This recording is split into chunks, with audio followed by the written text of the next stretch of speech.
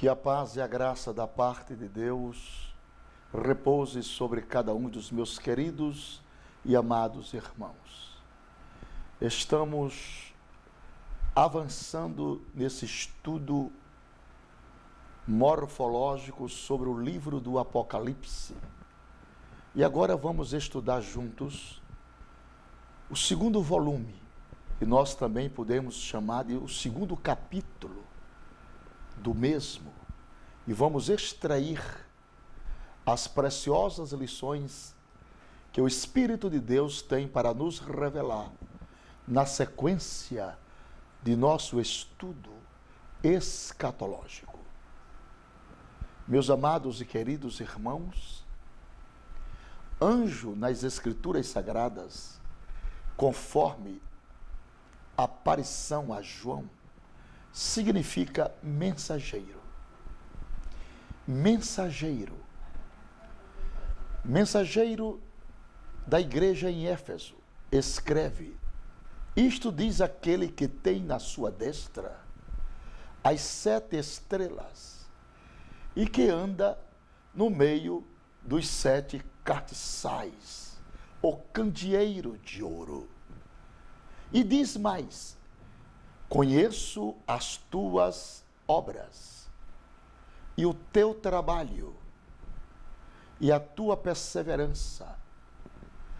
Sei que não podes suportar os maus e que pusestes à prova os que dizem apóstolos e não são, e o achastes mentirosos.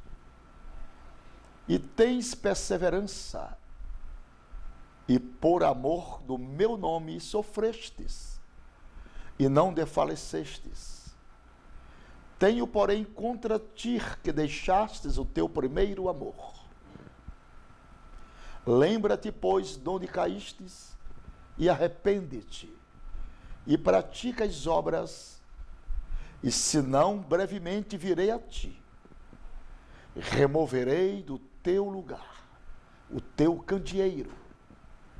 Se não te arrependeres, tens, porém, isto, que aborrece as obras dos nicolaítas, as quais eu também aborreço. Quem tem ouvidos, ouça o que o Espírito diz às igrejas. Ao que vencer, dar-lhe-ei a comer da árvore da vida, que está no paraíso de Deus. Meus amados e queridos irmãos, que lindo é o prazer de estarmos lendo as Escrituras Sagradas. O prazer de adentrarmos os postulados da Palavra de Deus e extrairmos lições dignas de crédito. Como Deus se revela a esta igreja, repreendendo-as, exortando-as, ensinando-as, mostrando o real caminho para se chegar a Deus.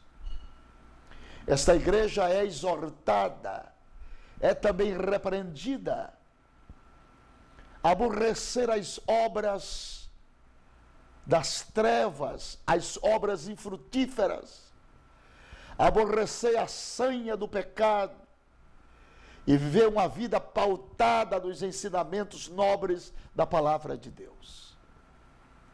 O Senhor não poupa de exortar a igreja em Éfeso.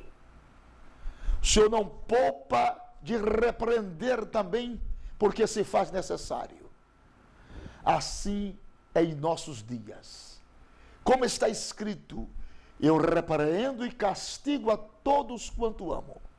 Se pois zeloso e arrepende-te. Esta é a senha profética da palavra de Deus. O Senhor tem prazer no arrependimento. O Senhor tem prazer quando o povo reconhece que pecou contra Deus, que ofendeu a sua santidade e se volta para a realeza da palavra.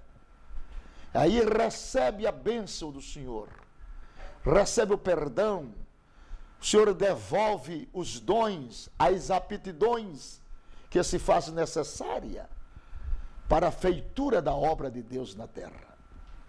Mas em segundo plano, meus irmãos, nós temos aqui a igreja de Esmirna.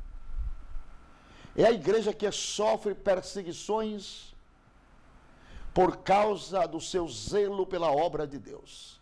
Que coisa boa! Zelo pela obra de Deus. Não há coisa mais significativa do que um obreiro zeloso pelas coisas do Senhor. Porque um dia haveremos de prestar conta do rebanho, das almas que Deus nos dera para apacentar. E precisamos ensinar toda a verdade, com todo amor, com todo carinho. Mas a verdade não pode ser oculta às pessoas. E este zelo pela obra de Deus, pautada aqui na igreja de Esmirna, representa os cristãos que, mesmo sem condições financeiras e sofrendo toda espécie de humilhação e perseguição, perseveram no amor a Cristo Jesus. Que coisa maravilhosa! E João vai mais além nesta revelação cristalina e diz: ao anjo da igreja em Esmirna escreve: isto diz o primeiro e o último, que foi morto e reviveu. Conheço a tua tribulação e a tua pobreza, mas tu és rico, e a blasfêmia dos que dizem ser judeus e não são, porém são da sinagoga de Satanás. Não temas o que hás de padecer.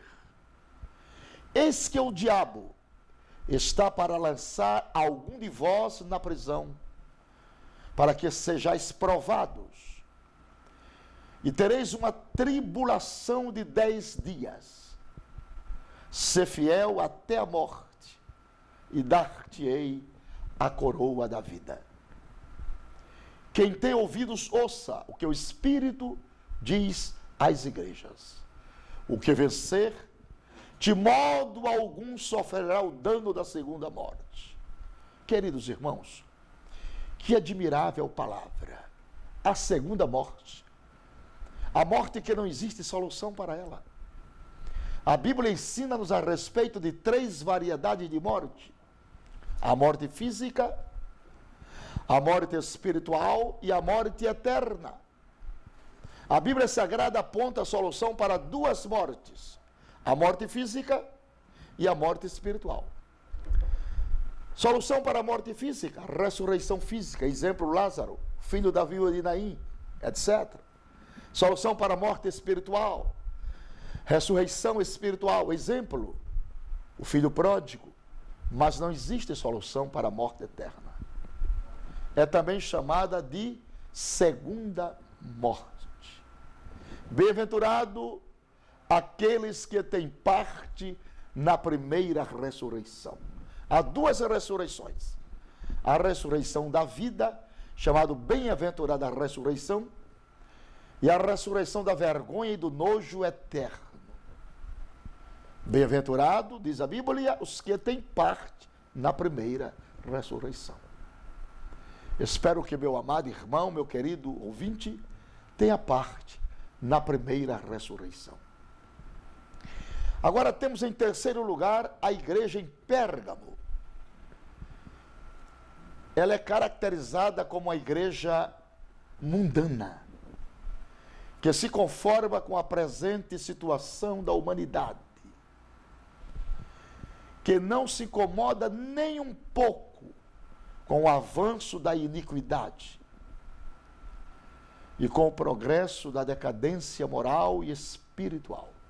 Esta igreja representa os cristãos despreocupados, tolerantes, os conformados com baixo padrão moral da humanidade.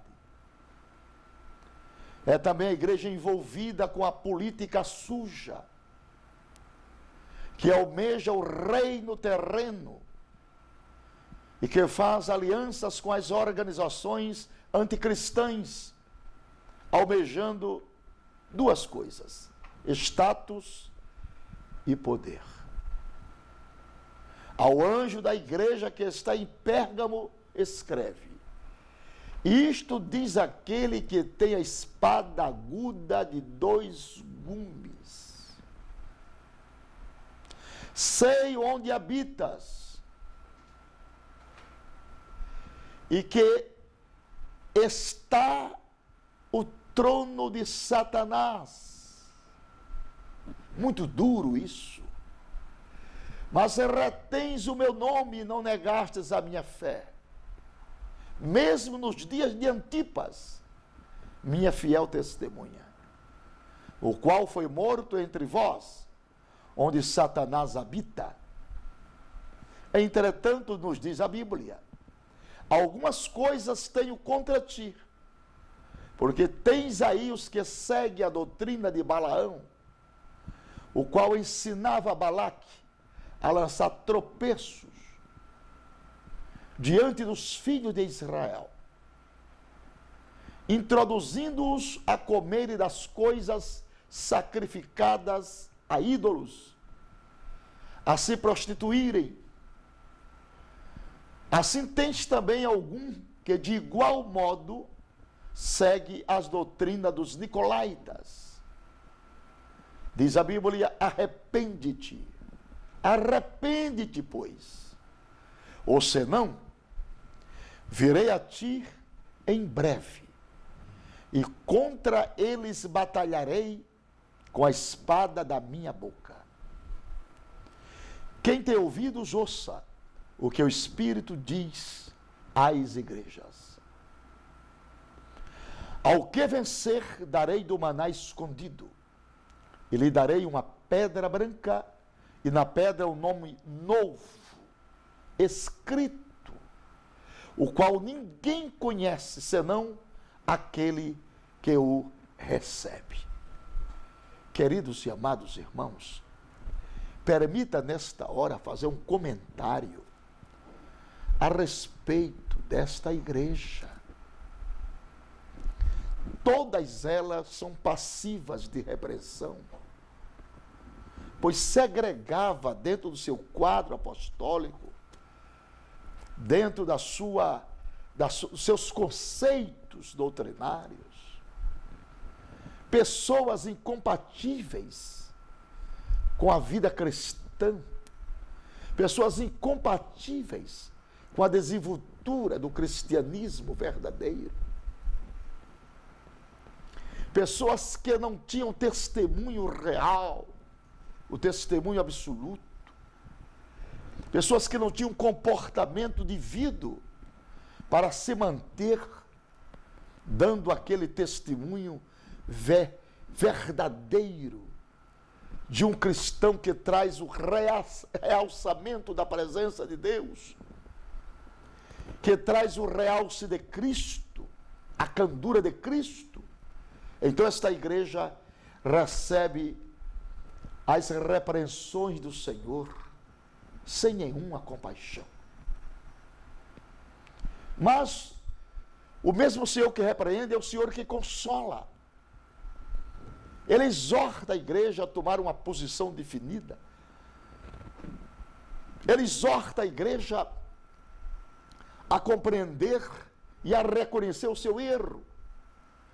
E a voltar, porque a bênção de Deus está no arrependimento. A bênção de Deus está na tomada de posição. Quando você se arrepende, quando você toma uma posição, então o nome de Deus é glorificado. E Deus entende que esta tomada de posição e essa pessoa é passivo de receber de Deus agora a segunda chance para ter uma vida de sucessivas vitórias. Deus não tem prazer em perder o homem para Satanás. Ele não tem prazer, por isso que ele exorta as suas igrejas de maneira espetacular e extraordinária, querendo que ela volte ao primeiro amor, que ela volte a conceber o seu erro e que Deus possa tratar com ela e ela prosseguir a sua jornada rumo à vitória. Temos aqui a quarta igreja, chamada de Tiatira. Tiatira era a igreja envolvida com prostituição espiritual. Meu Deus! Isto é a igreja envolvida com idolatria, com o ocultismo. Representa os cristãos que misturam as coisas divinas com as coisas diabólicas. Assim era a igreja em Tiatira. Idolatram pessoas e coisas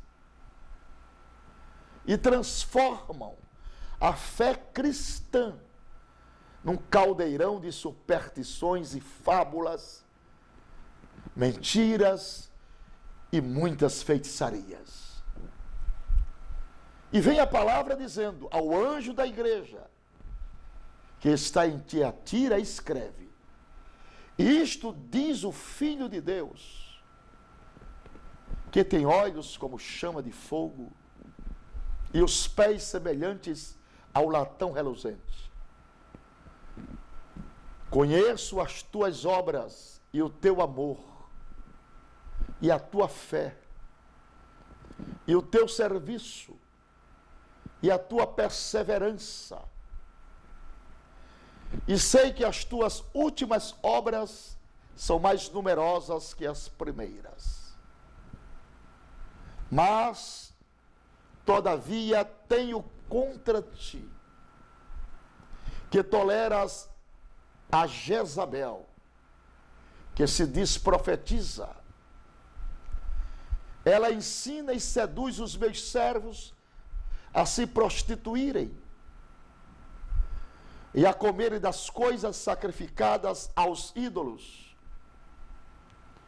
E dei-lhe tempo para que se arrependesse, e ela não quer se arrepender da sua prostituição. Eis que a lanço num leito de dores e numa grande tribulação os que cometem adultério com ela. E se não se arrependerem das obras dela, ferirei de morte a seus filhos, e todas as igrejas saberão que eu sou aquele que esquadria os rins e os corações.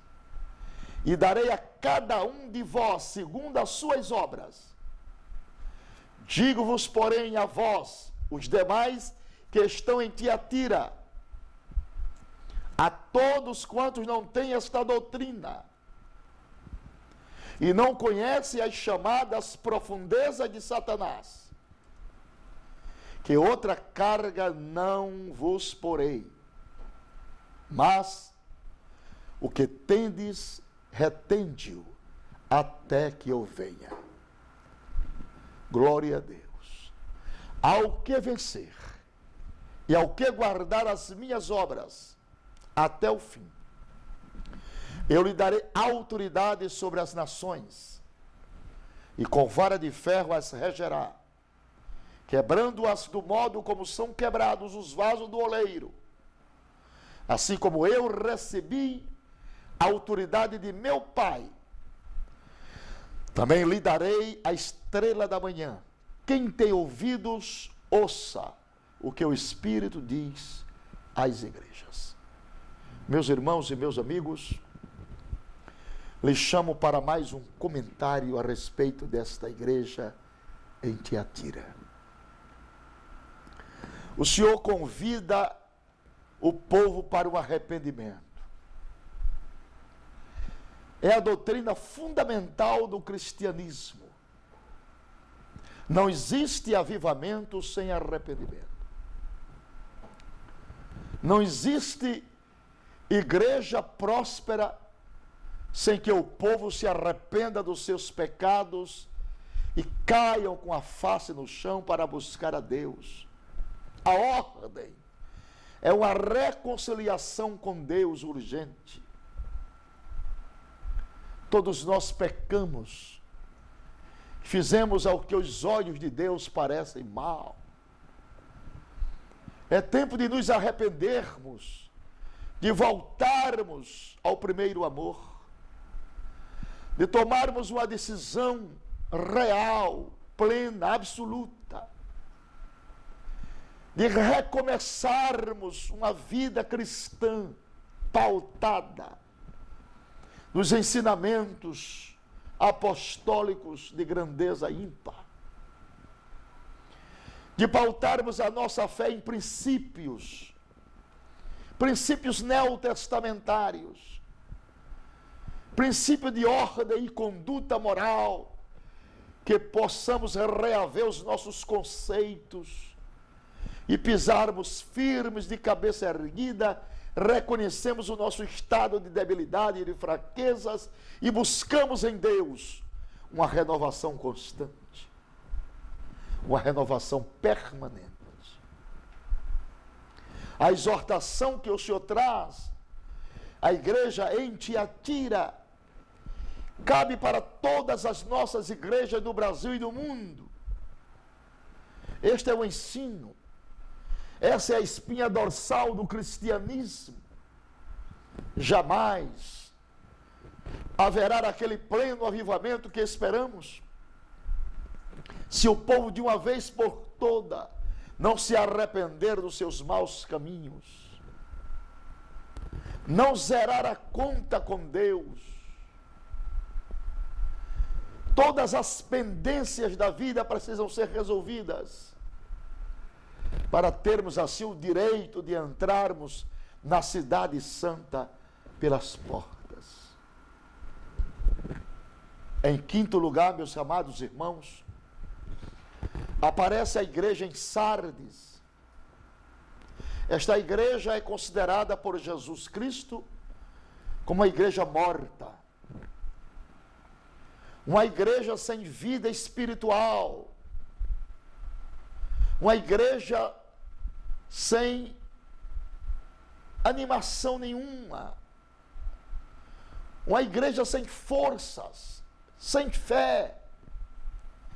Ela traz uma representação daqueles cristãos que estão mortos, que não têm mais força nenhuma para trabalhar para o reino de Deus. São cristãos desanimados, sem esperança, sem perspectiva de vida. Para esses cristãos, a fé cristã é somente um grande fardo, um peso enorme, que eles são obrigados a carregar pelo resto da vida. Aí vem o Senhor e exorta esta igreja, dizendo: ao anjo da igreja em Sardes escreve: isto diz aquele que tem os 7 Espíritos de Deus e as 7 estrelas. Conheço as tuas obras, tens o nome de que vives e estás morto. Sê vigilante e confirma o restante que estava para morrer, porque não tenho achado as tuas obras perfeitas diante do meu Deus.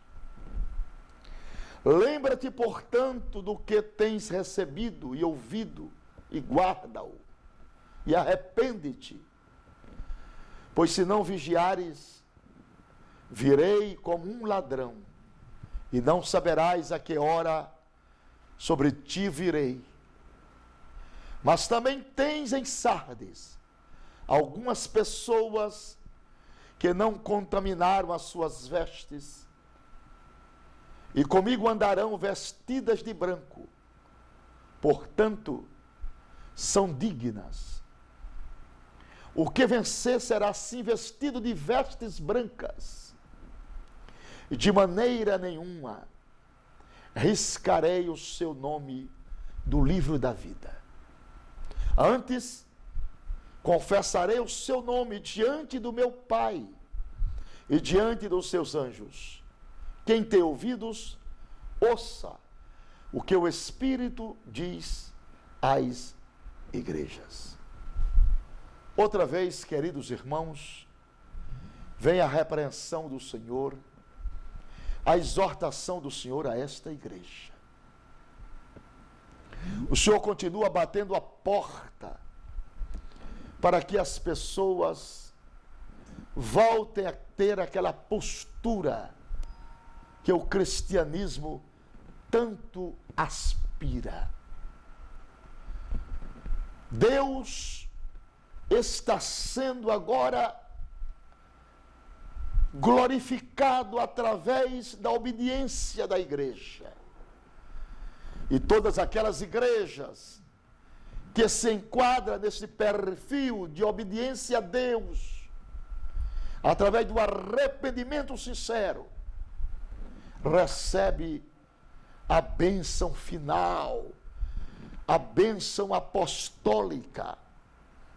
Deus reativa as forças, porque o nosso Deus, queridos irmãos, é o Deus sempre da segunda oportunidade. E ele diz, mas, fim desta carta, exorta a igreja e diz, quem tem ouvidos, ouça o que o Espírito diz às igrejas. Meus queridos irmãos, a sexta igreja que aparece na listagem profética é a igreja em Filadélfia. É a igreja que está avivada. É a igreja que está perseverante, que trabalha para o reino de Deus de forma incessante e com muita alegria. Enquanto essa igreja aguarda com ansiedade o retorno do Senhor, representa os cristãos que têm a visão das coisas futuras, que sabem que estão neste planeta apenas de passagem e que há uma pátria celeste, aleluia, a morada de Deus para onde eles irão em breve. É a igreja que possui o verdadeiro espírito de noiva que esperava com grande expectativa e alegria a chegada do noivo amado. Esta igreja recebe, como as demais, essa titularidade que já se tornou uma tradição nessas 7 cartas. Ao anjo da igreja em Filadélfia escreve: isto diz o que é santo, o que é verdadeiro, o que tem a chave de Davi, o que abre e ninguém fecha, fecha e ninguém abre. Conheço as tuas obras, eis que tenho posto diante de ti uma porta aberta, que ninguém pode fechar, aleluia, que tens pouca força. Entretanto, diz o Senhor, guardastes a minha palavra, e não negastes o meu nome. Eis que farei aos da sinagoga de Satanás, aos que se dizem judeus e não são, mas mentem. Eis que farei que venham e te adorem, prostrados aos teus pés, e saibam que eu te amo. Porquanto guardastes a minha palavra, a palavra da minha perseverança, também eu te guardarei da hora da provação, que há de vir sobre o mundo inteiro, para provar, ou para pôr à prova, os que habitam sobre a terra. Diz mais a Bíblia: venho sem demora, guarda o que tens, para que ninguém tome a tua coroa. Ao que vencer, eu farei coluna no templo do meu Deus, donde jamais sairá. E escreverei sobre ele o nome do meu Deus, e o nome da cidade do meu Deus, a Nova Jerusalém, que desce do céu, da parte do meu Deus, e também meu novo nome.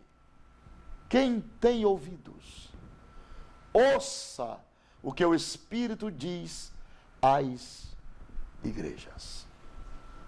Meus queridos e apreciáveis irmãos, se faz necessário tecermos um comentário sobre esta igreja exemplar. A igreja em Filadélfia, que significa amor fraternal. Esta igreja é um paradigma. Esta igreja é um exemplo de uma igreja comprometida com a palavra de Deus. A igreja comprometida com os ensinamentos apostólicos. Uma igreja comprometida com a fé cristã, com a verdade. Uma igreja sem mancha, sem ruga, nem coisa semelhante. Uma igreja santa, uma igreja irrepreensível. Que Deus ajude a todos nós, a mim e a você, a nossa família, as igrejas do Brasil e do mundo inteiro, que possamos conceber e reter a igreja de Filadélfia como um paradigma, como um exemplo de fé, de crença, de paciência e de amor a Deus. Essa igreja que não recebe uma só repreensão do Senhor. Uma igreja modelo. Que o Senhor nos ajude a sermos neste mundo modelo de nossa fé. Exemplo de nossa fé. Nas nossas atitudes, no nosso testemunho pessoal. Que o nome de Deus seja em nossa vida glorificado. E que os homens observem em nós aquela conduta, aquele caráter respaldado nos fundamentos de nossa fé e de nossa confissão. Repito, a igreja em Filadélfia torna-se um paradigma. A igreja em Filadélfia torna-se paladinos da fé, paladinos da crença e paladinos da moral cristã. Um exemplo digno a ser seguido por todos aqueles crentes que aspiram morar com Jesus na Nova Jerusalém. Em sétimo lugar, nós temos aqui a sétima igreja, a igreja em Laodiceia. É a pior de todas as igrejas.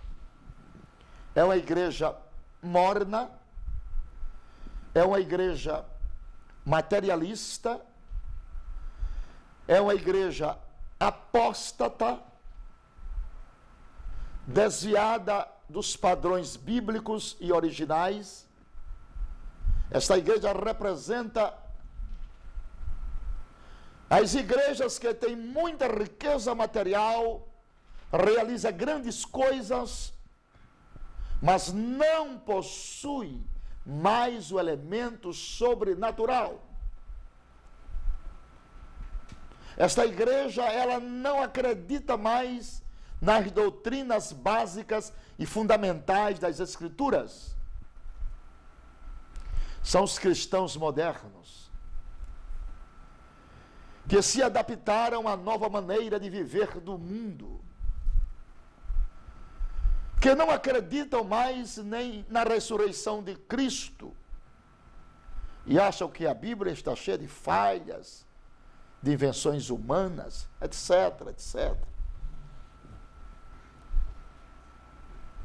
É a igreja que mais cresce. É a igreja que receberá o anticristo, como se esse fosse o novo Cristo de Deus. Veja bem, apesar disto, meus irmãos, É a igreja que recebe a maior promessa de Jesus Cristo. Que grande paradigma. Que grande paradoxo. Pois se alguns dos seus membros tiverem a coragem de abandonar seu falso cristianismo e se voltar para Deus, o que diz a Bíblia? Aleluia! Irá se assentar com Jesus no seu trono. É a igreja que colocou Jesus Cristo de lado. E colocou também Jesus do lado de fora. Tanto de lado como do lado de fora. Ele está batendo na porta. Ele não é mais o centro dela. Laodiceia, meus irmãos, também representa os cristãos que têm muitas prioridades na vida. E Jesus Cristo, por incrível que pareça, é apenas uma alternativa. Uma alternativa. Aí vem agora a grande exortação.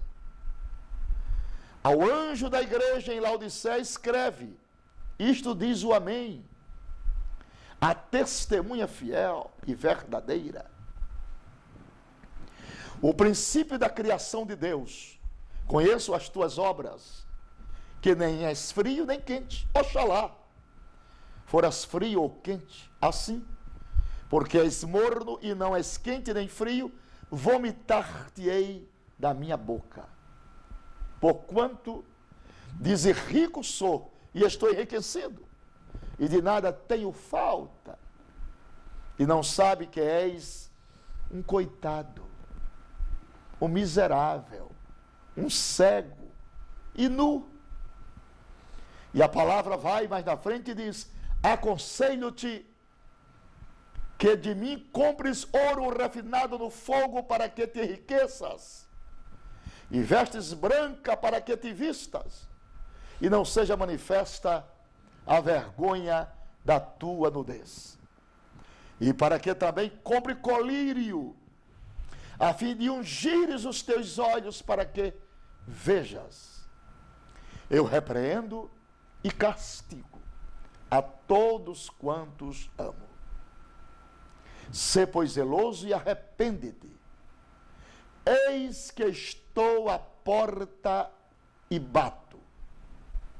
Se alguém ouvir a minha voz e abrir a porta, entrarei em sua casa, e com ele cearei, e ele comigo.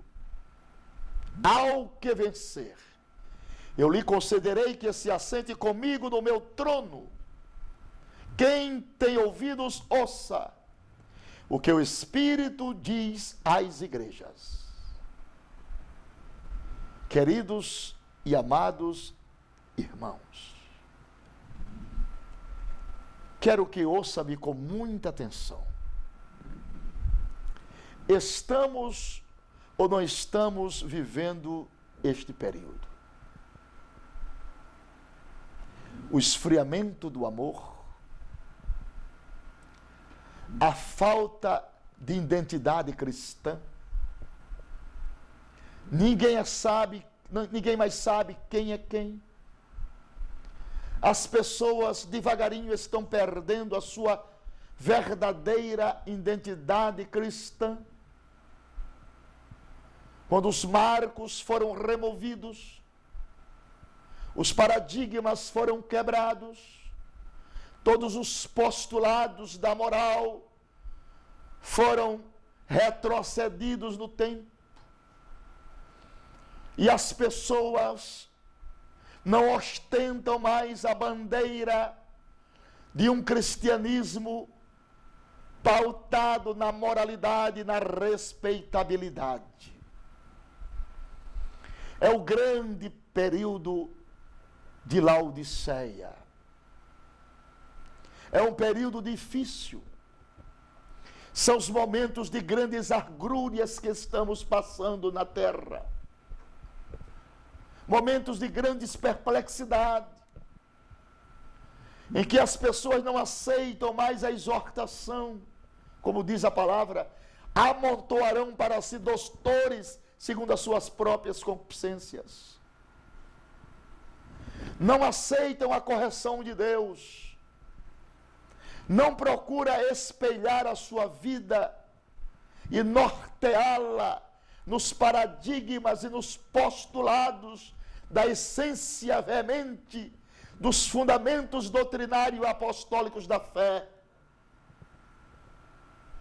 mas se desviam dia após dia para caminhos tortuosos. É o período de Laodiceia.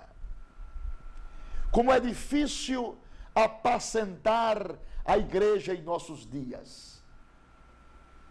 As pessoas reprovam e rejeitam os ensinamentos apostólicos. Não aspiram e não desejam mais pautar as suas respectivas vidas no panorama sintético das 13 epístolas paulinas. Mas inventam dogmas, inventam ritos religiosos e processam assim em suas próprias vidas a apostasia generalizada. Está muito difícil comungar com muitas pessoas que se dizem cristãos em Deus e na Bíblia, pois o seu testemunho pessoal não as recomendam. E a exortação do Senhor bate a porta do teu coração mais uma vez.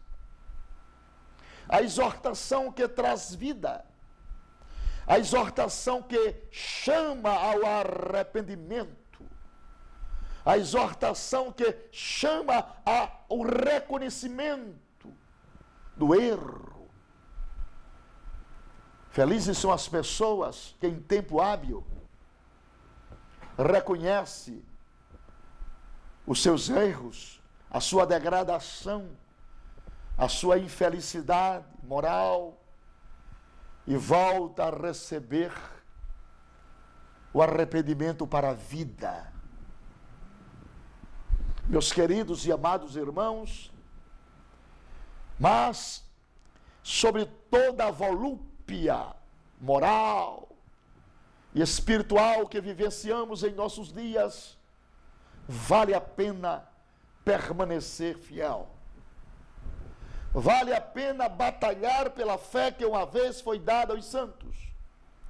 Vale a pena lutar com altivez, com sinceridade, com transparência, com transluzência, com brilho. Vale a pena sofrer por amor da justiça e até ser caluniado. Mas a maior riqueza que um ser humano pode possuir nesta vida é a vivência de uma consciência limpa, uma consciência pura.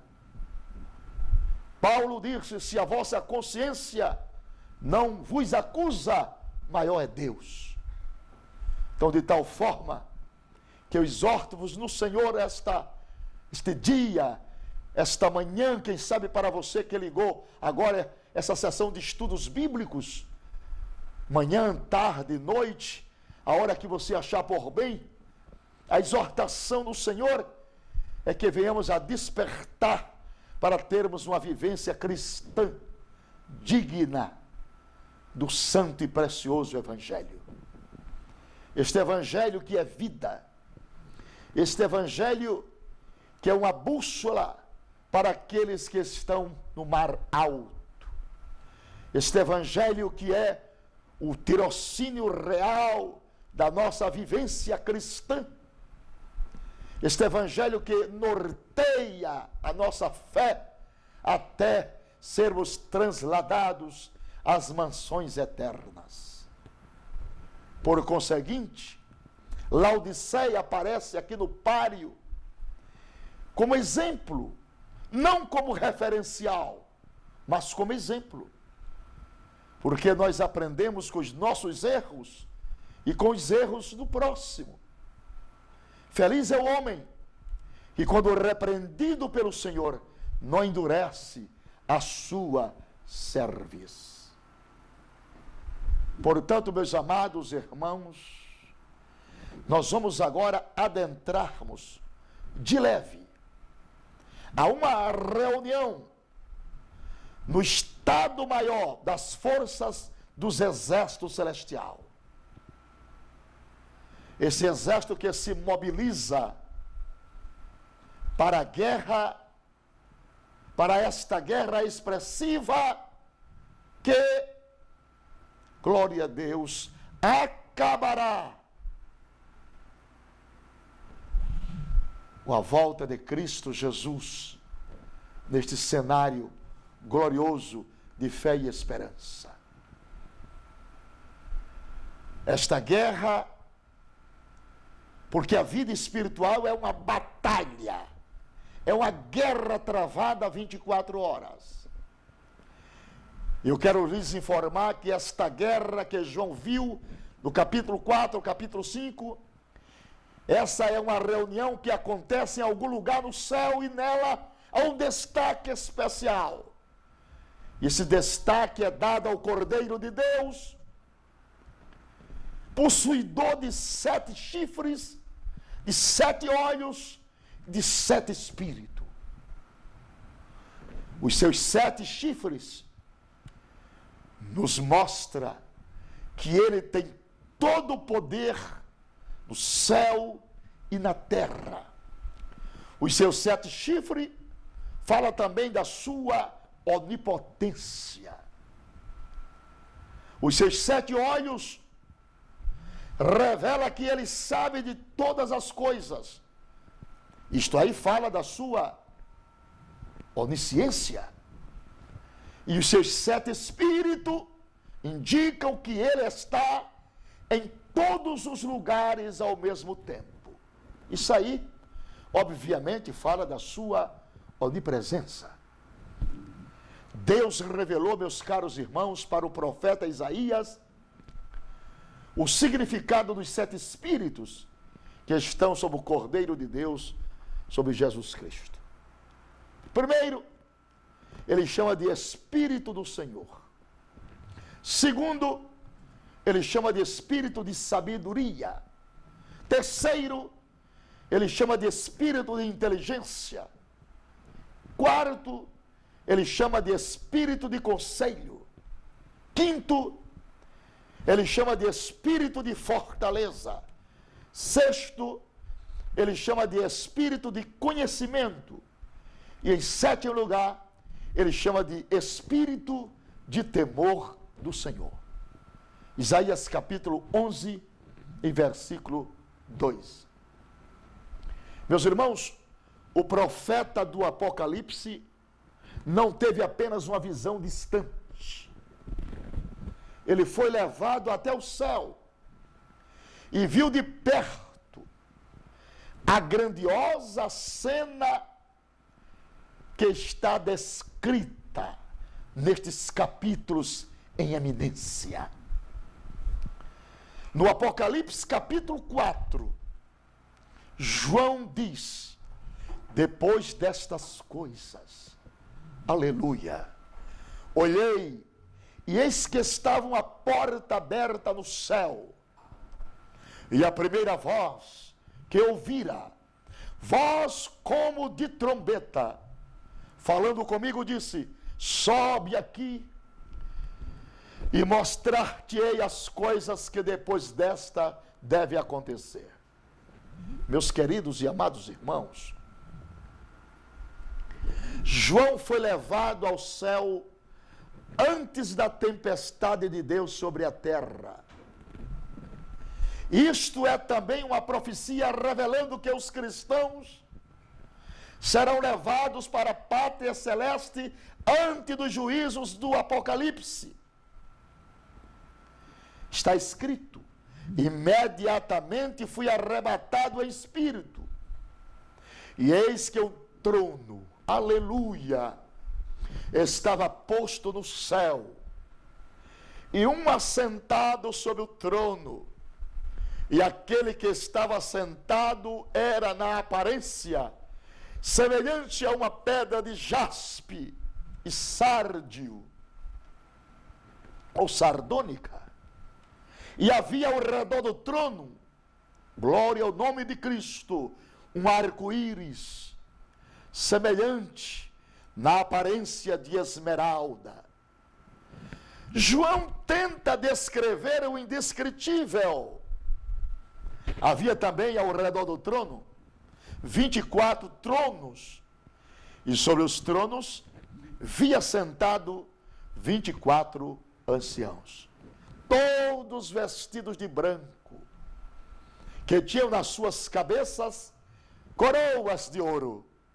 Meus irmãos, estes anciãos representam todo o povo de Deus e os 12 patriarcas de Israel.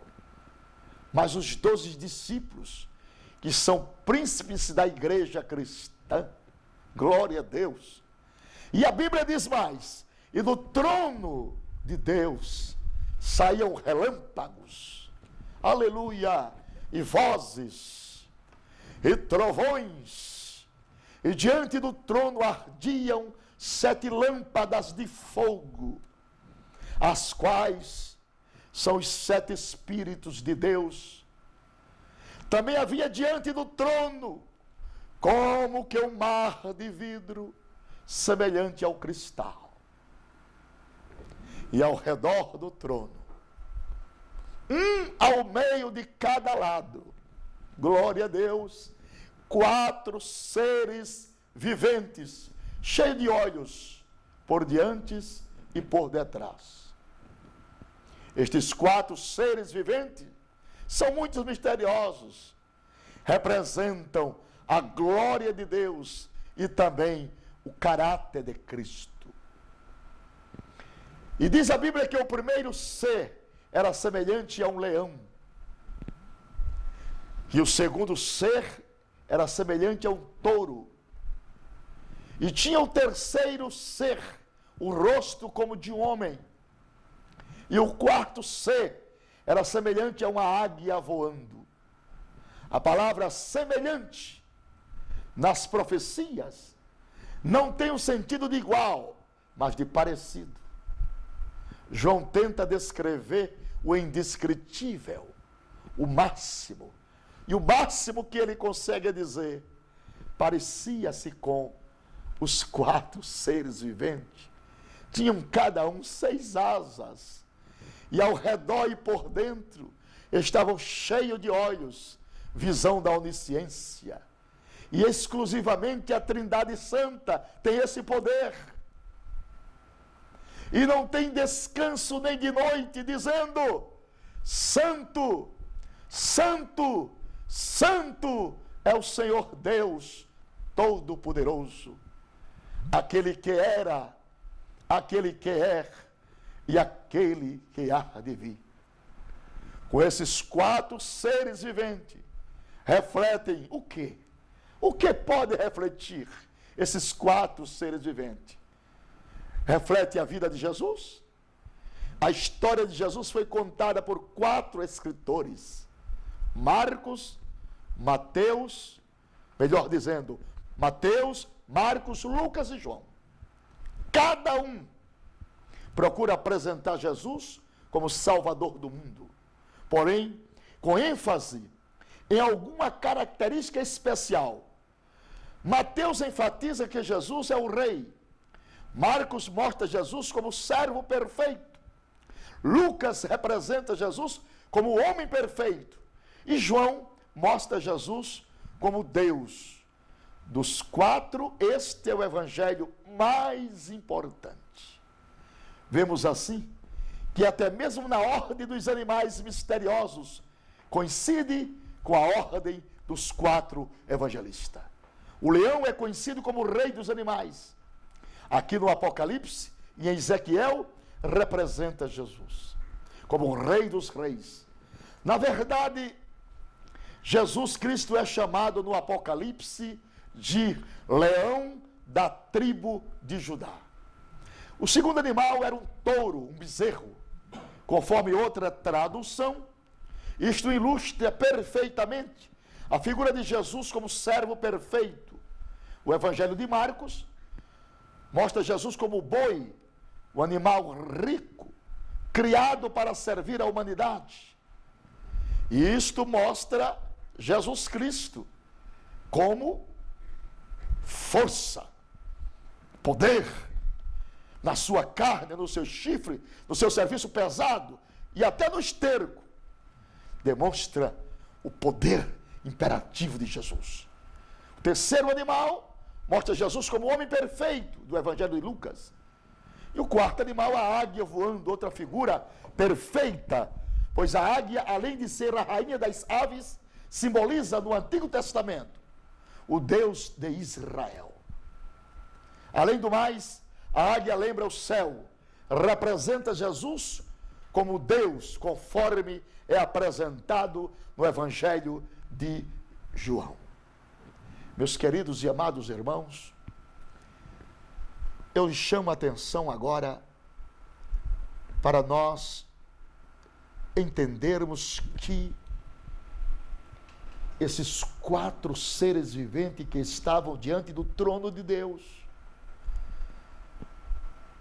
levando o nome de 4 animais, que significa 4 querubins, e eles olham para Deus sempre eternamente e oferecem-lhes uma adoração permanente, dizendo-lhes: Santo, Santo, Santo é o Senhor.